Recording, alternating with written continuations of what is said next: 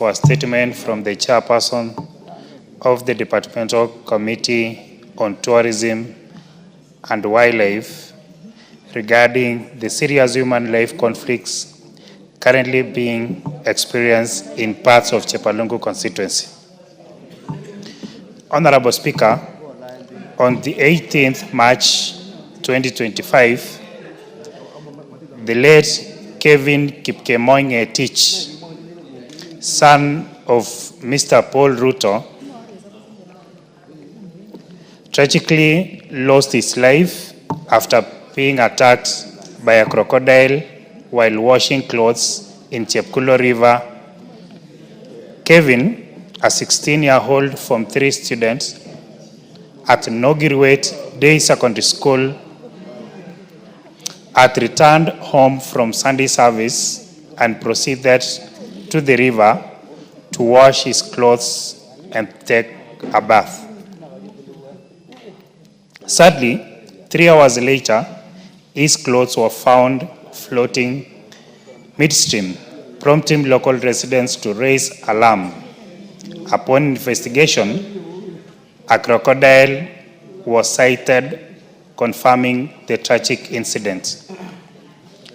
Honorable Speaker, it is sad to note that despite being informed promptly, officers from the KWS, who are located barely 2 kilometers from the scene, delayed their response by over 6 hours.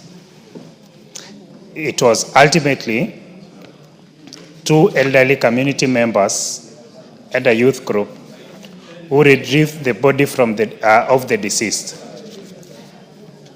This is not an isolated incident. Residents of Chepalungu have long suffered repeated human-wildlife conflicts with crocodiles, the hyenas, elephants, and other wild animals frequently attacking and killing people, livestock such as goats and sheep, and even destroying crops. These losses have devastated livelihoods, undermined community security, and severely affected the socio-economic well-being of residents. Further, Honorable Speaker, residents around Chemengwa, Kinyanga, Lugumeth, Kabalwa, Kosia, Nogirwet, Kapkulumben, Chebelion, Kaboson, Kamosiro, Kamongil, Kaptumo, and their environs largely depend on casual works offered by conservancies and large-scale farmers across the river. Many also rely on sand harvesting activities along the riverbanks to earn a living, put food on the table, and pay school fees. However, their lives are now endangered by the growing crocodile menace, making daily survival increasingly perilous.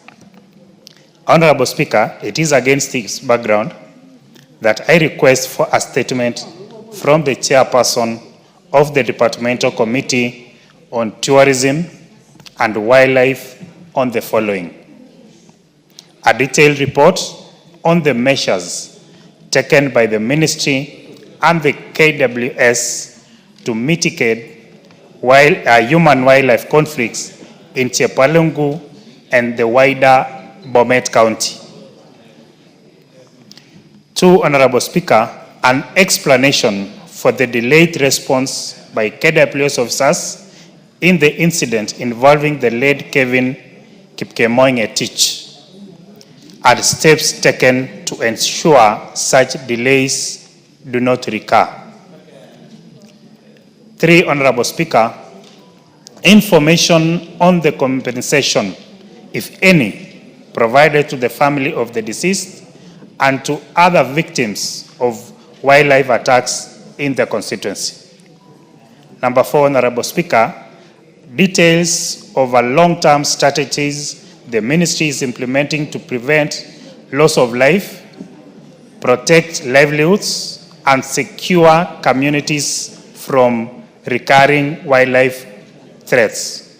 And lastly, Honorable Speaker, number 5 is plans by the ministry to assist affected communities. For instance, construction of at least 2 footbridges across the river under the Kenya Wildlife Service Corporate Social Responsibility (CSR) programs